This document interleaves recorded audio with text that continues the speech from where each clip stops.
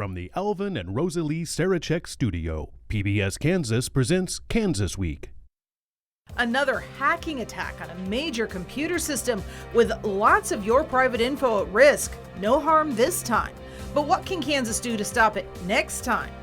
Plus, lawmakers said yes to a new school funding formula. But will the governor? And what would a no mean for you? But first, should KHP troopers stop doing the two-step to search your cars? That's what we're talking about right now on Kansas Week.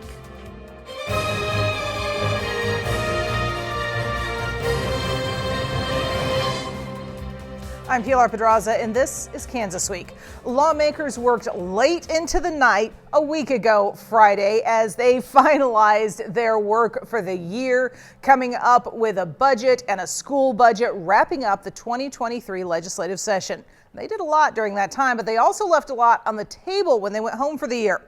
We'll get to all of that in a bit, but we begin with a lawsuit that went to court this week. The Kansas Highway Patrol uses a tactic dubbed the Kansas two-step to search vehicles, often from other states.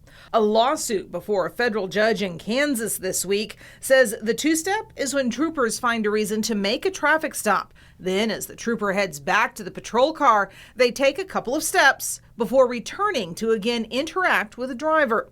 The procedure buys time to continue seeking incriminating information and to get a drug-sniffing dog to the location, even if the trooper lacks reasonable suspicion, the lawsuit contends.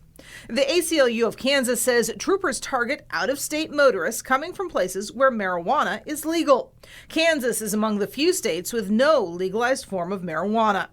Shauna Maloney of Colorado testified Monday about a KHP pre-dawn search of her family's RV that turned up nothing. "I don't feel safe driving through Kansas anymore," the KC Star reports, she told the judge. Maloney said troopers damaged the toilet, dumped out clothes, and left the bathroom door hanging off its frame, among other damage. "I felt violated because this was our home while we were on the road," Maloney said. An attorney for the outgoing head of the KHP said in court documents that the patrol strives to engage in best law enforcement practices, adding the constitutional right to travel is not infringed, even if, as the plaintiffs allege, out-of-state motorists are disproportionately stopped and detained after a traffic stop relative to Kansas motorists. So what does this all mean for you? Joining us today to delve into that, we've got Republican State Representative Joe Siwer from Pretty Prairie and Democratic State Representative Casey O'Hibasum from Wichita. Thank you both for being here. And, let's start with the legislature doesn't have a whole lot to do with policies within the KHP, but it does have to a certain extent some oversight of the Highway Patrol, yes? Sure, I believe so. Everything has to have a little bit of oversight just to make it uniform. That way other people get to talk about it once in a while and get your opinions put in it, brings people in, and everything we do scrutinized, so I think that's what makes it oversight.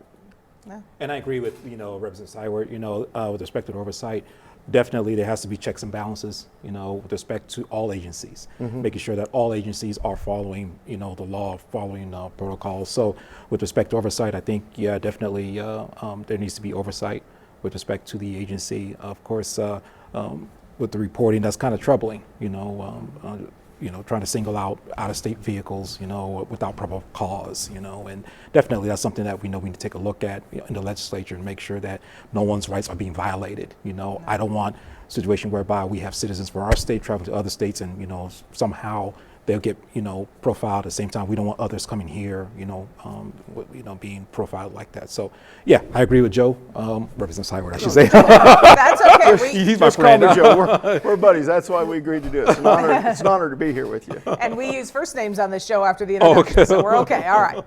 But as we talk about that, the limits on policing, everybody agrees there needs to be a limit. The question is, does this particular type of search technique go over that limit? That's a good question. Years ago, they had what they called a tag light law, and then they come along and, years ago, being in there, I don't know how I keep getting reelected, but I do. For 15 years, I've seen a lot of things over the 15 years, and one of them was the seatbelt law. And that was a request kind of to use it as a reason to give you a stop, because the tag light law, back in my school days, we studied whether lawyers could advertise And I've seen a lot of change in that, because they look for these kind of things to get their clients off. It's not whether they're guilty or not guilty, it's to get them off. So, with the tag light, you could prove that wasn't working. And so one of the things that was brought up in that deal was you couldn't prove whether you had your seatbelt on or not. And that was when we passed the seatbelt law, and then it was never supposed to be over a $5 stop. Well, then we changed all that too. Now it's a moneymaker for advertising and public service announcements. So it is a good question. That's where you talk about those things. What is it that you gain from that law? And it is, but I don't want to take too much time, but can I give you a good example of this? I was in prison for 22 years, doing the telephones and the computers for them and stuff for the phone company. And I got to know the people in there pretty good. Well, they had a guy come in from Colorado, went through the security, just like to go in the court, the state house. And they said, do you have any drugs, guns, or illegal contraband knives or anything? And he says, yeah, I got a bag of grass.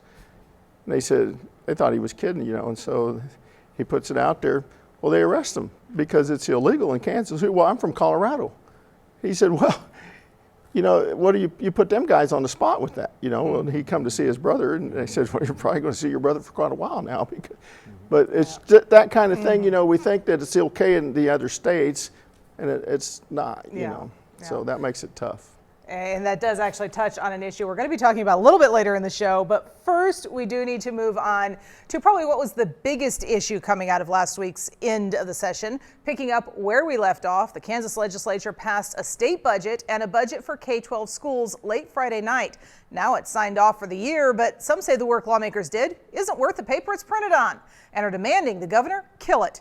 We go to Rebecca Chung with the KSN Capitol Bureau for a closer look at what some are calling a game of chicken involving your child's education.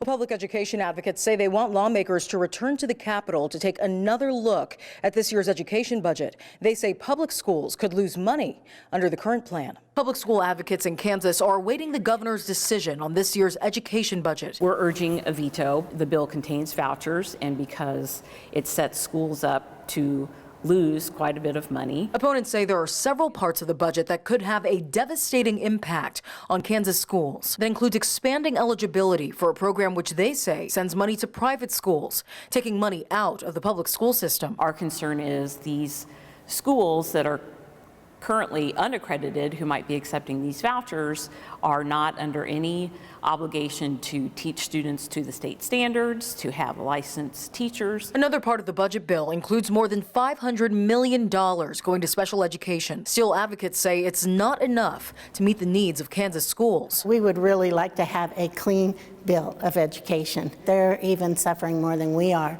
when we have to take money away from our regular ed budget and support special education. If I'm a school district and I say, oh, sorry, but we didn't get enough special education funding, so sorry, kid, you don't get your reading assistance or you don't get that extra help you need in math. Kansas Governor Laura Kelly called on the legislature to include an extra $72 million for special education this year, but it didn't happen. Republicans included that money in a separate bill, which failed to make it to the finish line this session. The $72 million is actually what the governor asked for. That's not what's required, but they will be funded. They will be constitutionally funded, so they will have funding. We don't have to worry about that. Now, Republican leaders say they're expecting the governor to sign the plan, but if she does veto it, lawmakers will have to return here to the State House for a special session. For now, reporting at the Capitol, I'm Rebecca Chung.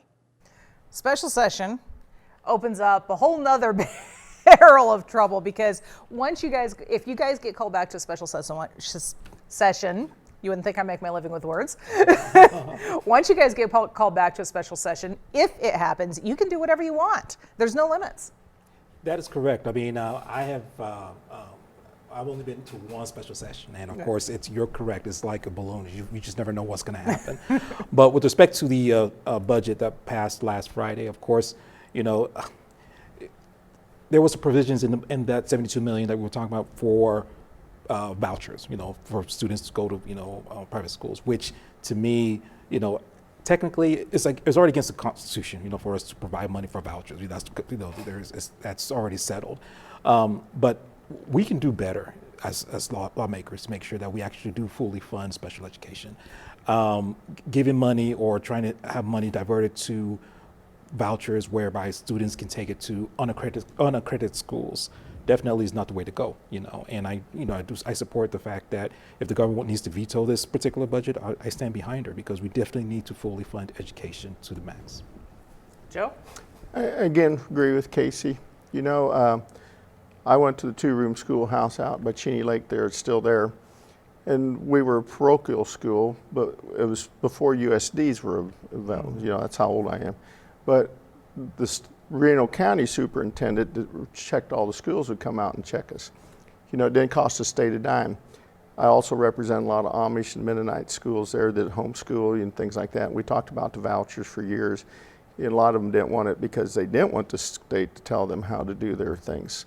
And so even though Casey and I agree on everything, sometimes we're on different sides of the fence because of our districts, and that's why we have these, what we said earlier, the oversight. And it was surprising to me. I went to a homeschool meeting. There's 250 parents there. One of the biggest school deals I went to. And this was under the Brownback era, because he started, with a $2,500 voucher. They didn't want them. They made it very evident to me they didn't want them. Now that's their choice, because they didn't want government telling them how to do it. So I understand it, but I also understand everybody in my district pays taxes for education. And that's public education. So I believe everybody should be able to get their education. Do they get the same? No, it ain't gonna change it, but they should get some funding for those kids also. And a lot of the school districts in our area co-op with the public and private schools. They'll help with special education, they help with sports, which is important, because again, if you pay taxes, you're paying for sports. Should that not be allowed to those kids either, It's a good dialogue. I don't know. What do you think, Casey? Well, this is where both of us agree on in terms of public money should stay with public schools, and taking away money from public schools only weakens public education. And I'm for anyone who wants to go, if they want to go to private school, then a homeschool, that's safe. We live in a free country. You do what you want to do. But if you are paying taxes, if we're all taxpayers into the system, there should be some kind of accountability. And where we're sending money outside to unaccredited schools, where there are some agents or some schools that are not meant to account for our taxpayer dollars. I think some might have that might take that offensive as to why they're not accounting for our taxpayer dollars. So anyway, I am for public money is for public schools, and it should stay that way. But if they want to go to, any parent decides to take their kids to any kind of school, that's a free country. You do what you want to do. There was one thing in this budget bill that has just come out kind of in the last week from school leaders that I wanted to ask you about.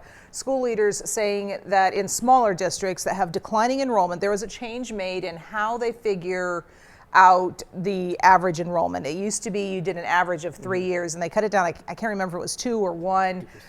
But they cut it down, and there are a number of school districts now that are saying this is going to cost us hundreds of thousands of dollars in a small district that can't afford to lose that kind of money. Does that change your perspective at all on the quality of this bill? Joe, I'm going to go with you on this one. Well, it was interesting. Years ago, I was on the school board for 12 years, so kind of understand there's different levels for different students versus public schools only. On your head count and how much money you received. The thing was, I kind of lost my train of thought on that because, again, like I said, I'm for all kids to get education. I'm not disagreeing with you respectfully, but every taxpayer in my district pays taxes to public schools. Well, anyhow, it used to be 35 mills straight across the board. And then they changed it, I think in the 90s or something like that, to 20 mills straight across the board for Kansas. And then they come up with an LOB option. So what happened in small rural schools, like Pretty Prairie, where I'm from, we only get $11,000 for a mill, or $12,000, let's say. Blue Valley gets $3.5 million. You got your local option budget, and you can do whatever you want to do. Now you get those 15 mills that the state gave you to play with. 15 mills doesn't even raise us $150,000. So our mill levy's in the 60s or 40s or whatever, with bond issues and everything like that. But again, Blue Valley, they get $3.5 million for one mill. So you as a taxpayer there, you're getting a hell of a break. So trying to educate a kid in a small town that the mill levy or the base state aid or the valuation draws $12,000, that's not quite fair. No. That's long been a complaint of rural schools that they simply are being priced out by larger districts and more affluent areas. Yeah, and I totally agree, with, your analysis there. And at the same time, I just wanted to add that, with respect to rural schools and rural districts, anytime you take away money from rural districts, it actually hurts them, okay? And we should be finding ways how to making sure that everything's equitable to all districts throughout our state. Good point, and that's the point. Like I said, when it was 35 mills, everybody paid the same, no matter what county, what district, inner city, outer city, Blue Valley, Western Kansas. A lot of people think Wichita County is Wichita, but it's not. It's a different, there's 2,600 people out there, and so the valuation might not be as much. And so that's what, you're right, I agree with my colleague very much. That's why I like working with them. We understand, and we all come from different backgrounds, and again, rural, it's killing them because the valuation, and people, again, like I said, we got parochial, private, and homeschool, and public. People take their kids where they think they're going to get the best education. And again, like you said, it's their choice. That's what's nice. And again, they have a choice, but we're losing count in rural areas because a lot of the people in the rural areas don't always agree with the education, what public is doing. So they are taking the private and public. And a lot of those small towns will still work with the private and public or parochial schools, and even the whole school. We raised foster kids for years, and a number of them went to different districts because of the special education. So Pretty Prairie didn't have a big special education because we didn't have very many students. So we co-opted with the neighboring district. And some people were kind of complaining about that, but it made me upset that people complained about it because, again, I pay taxes, a lot of taxes for my district for a quarter section of farmland that I can't even vote in. And so that money goes to that school district and I can't vote on it, because of the state mill levies and also the valuations that they put on it for different issues. Yeah. That's why I like the rural areas, because they co-op with each other at this point and do just what you said, provide education to everybody. Well, this is obviously a debate that's been going on for a long time, so we're going to move on to the next step here. A hacking attempt on Wichita State's computer networks, no laughing matter, shut down the systems just as students were prepping for finals week. KAKE's Stephanie Minichi takes a look at the stress of this unsuccessful attempt. It made us feel like we weren't getting anything done. Yeah, I feel like it's increased my anxiety levels a lot more than I needed, especially like just normal levels of anxiety when you have that many tests a week. Students sit in limbo wondering if professors are still expecting them to turn in their assignments. The university disconnected communications over the weekend until they sort things out. But students wonder how much grace they'll be given by professors. I don't know how much grace they're going to be able to give, though, because I had an assignment that was due yesterday at midnight, and they said that they were going to extend it for 24 hours, but we don't know if it's going to be back up. Resorting back to the 90s was helpful for this pre-med student. I am really paper-based. I write everything in my notebooks, so I feel like it was easier for me to be able to just go to my notebooks and result to them. In a statement, the university says most of its access has been restored. One student says her internet has been spotty. She says she normally takes notes on pen and paper, but this situation has her rethinking her approach in the future. I feel like getting all the questions that I need answered, before, like looking at the assignment beforehand and saying, hey, this doesn't make sense, or like this could be clear, and asking in advance so that situations like this happen, I don't have to email and hope that it goes through. And of course, internet is back at WSU by now. In a written statement, Wichita State said cyber incidents have unfortunately become more common, especially in large organizations like WSU. The university has and continues to devote the necessary resources to its digital infrastructure to guard against unauthorized access. And they're not kidding. I mean, just a few weeks ago, we had that hacking attempt with Derby, the city system. And we know that there have been others. This is a growing problem. And I think, I hope Representative will agree with me on this. I think, on the state level, I think we need to be more proactive to actually have legislation that would actually require agencies or entities to make sure that their cybersecurities are up to date, because we don't want a situation whereby students are going to school, or whether it's at the hospital whereby we have people hacking in, or it could be, people who want to do harm to actually be successful. So there has to be some kind of oversight and actually demand for some of these agencies to have hold someone responsible who's not doing their job in terms of, making sure that these networks are secured all the time.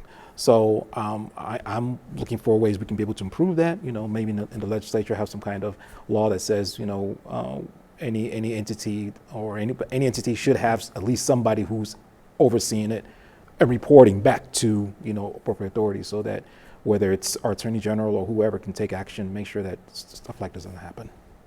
And again, Casey and I agree. It's just a trend, and what's changing in the world is everything we do, just like automobiles, and tractors and combines or airplanes. The technology is getting far advanced. Again, working for a communications company, I did what they called special services, did radio broadcasts for you guys all the time. Even when we had them, I'd set up broadcast loops for everybody, and we had to make them secure because someone could hack into them. Every radio station, every television station, had it into pedestals or the lines. If you didn't make them secure, they could do it. But we're learning that, through wireless. Again, I did that kind of top secret stuff too, in a sense that we monitored that, and they put codes in there, and digital codes, especially in Fortran programming, which I did. How do you make anything secure? Because as soon as, let's just say the three of us here, if I hire you to crack the code for him or me, or I hire, that's your job. And so they hire people to do that. Do they get money out of it? It's just like we ran bills, on spoofing phone numbers, because the incident that happened, tragic incidents in Wichita that happened, there was a big deal on national TV about that kid at 14 years old. He invented that app to be able to change my phone number, use your phone number to make a threat, see? And so, yeah, cybersecurity is tremendously growing more every day, especially with wireless. Yeah, I totally agree. And I know as we look at the problem, the state has lost a lot of money to cybersecurity issues. Department of Labor, do I need to say any more? That's just what I thought of that when you said that. Yeah, it's something that we need to get on as soon as possible, so that we don't get to losing all this money and time and trying to get people working harder. I mean, we should just get on it right away. Is the simple answer simply to have a continuing fund, perhaps, for constantly upgrading systems? Because it seems like the hits always come with systems that are ancient. It's a discussion, by computer standards. It's a discussion. I mean, it's a discussion that we should be having. I mean, it's going to be ongoing. So definitely we need to have ongoing threats. Definitely we should be having ongoing discussion on how to counterattack it. That's the approach that I'll go with. Yeah, and you're exactly right. And as far as a fund, as a business, you fund communications, you fund technology. Right. You should put that part of your fund. Is it the state's responsibility for you not to be hacked? That's another question. It's a lot of private citizens are saying, well, we protect ours, the state should protect theirs herself, and again, it's just a constant battle daily on that. And I can see where it's easy, they had codes that you put in stuff to keep it from being hacked, but there's so much out there. Yeah. You find one, another loophole opens up. Yeah. Well, we often talk about Republican versus Democrat here on Kansas Week, but we also talk about how there are really as many different opinions as there are lawmakers. We certainly saw that play out this last session as one Democrat handed Republicans several legislative victories.